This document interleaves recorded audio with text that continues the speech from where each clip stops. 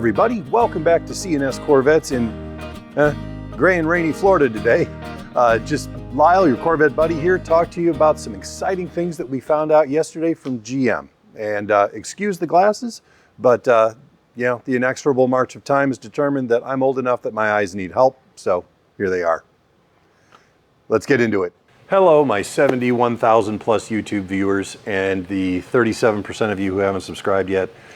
I just wanted to say thank you for all of your help with getting us more subscribers and actually clicking that button. As you know, our goal is to get to 100,000 by the end of the year, and you are the only one who can help me do that. So if you aren't subscribed, please do. And if you find value in what we do, please share our channel with other Corvette people you know. Thank you. So yesterday, out of basically nowhere, GM introduced a new Corvette concept. We'll show you several pictures of it while we're going on here. This design came from GM's new design office in the United Kingdom. Dimensions are pretty interesting. It's just over 40 inches tall. It's about 86 inches wide and just over 183 inches long. It's got 22-inch wheels in the front, 23-inch wheels in the back. Interestingly enough, it is an EV, purely electric vehicle, which I'm sure is going to cause some grumbling within the greater Corvette community, but they haven't really specified power or anything like that. They just said it's an EV. Some of the other things that they did leak out about this particular concept is that the sculpted underbody has reconfigurable aero surfaces, and that would actually may mean like active aero that is actually changing to suit whatever driving conditions or speeds you're at.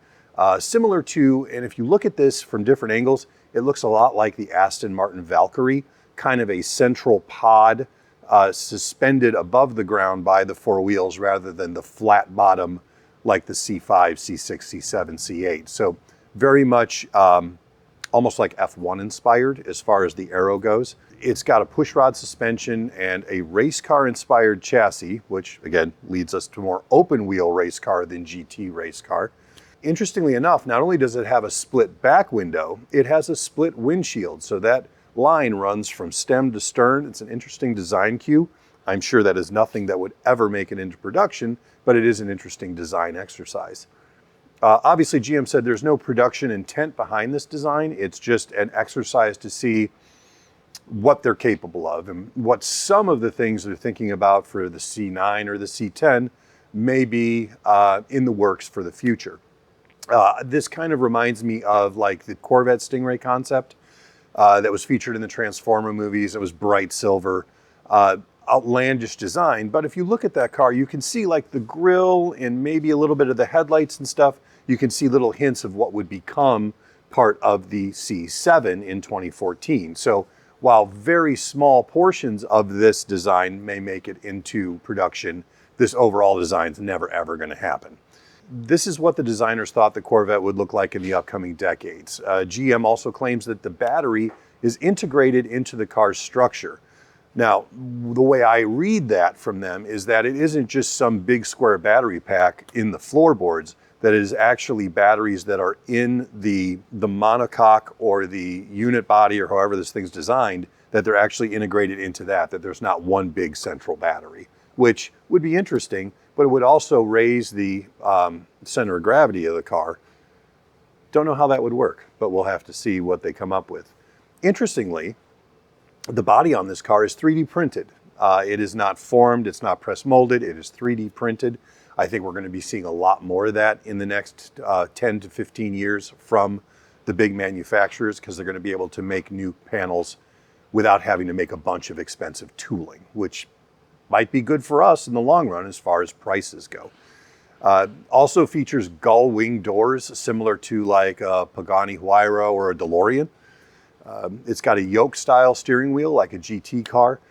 GM says there will be more concept cars coming later in 2025. Now, what will be interesting is they put this really kind of super futuristic, wild, and a little bit outlandish concept out there first.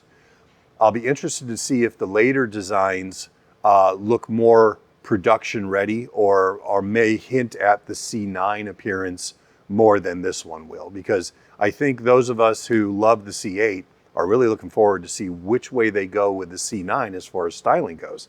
Is it going to become even more angular, or are they going to smooth it out to make it look a little softer? It'd be interesting to see what they're going to choose to do with that. After the reveal of this Corvette concept, GM also teased that there's going to be a GMC concept that will be shown later this year, which for the purposes of our Corvette channel and our Corvette hobby doesn't really matter, but I do love to see concept cars because it gives you an idea of the vision that the design team is having moving forward, and it gives you maybe just a hint of a glimpse of what's coming down the road and what you'll see in showrooms in a decade or so. I hope you enjoyed looking at this. I thought it was an interesting design exercise. I'm sure the car would be a blast to drive, assuming it even ran. But yeah, give me your thoughts below. Do you think this is a direction that Corvette should go in, or do you think that this is just kind of a GM, hey, look what we can do kind of thing? More importantly, in the just march toward everything being EV, which really isn't market driven. People who like sports cars want internal combustion engines. They'll happily take a hybrid like the E-Ray, but they really don't want to lose internal combustion. But government mandates, not really the market, but more government mandates are pushing manufacturers more and more to do EVs. What are your thoughts on that?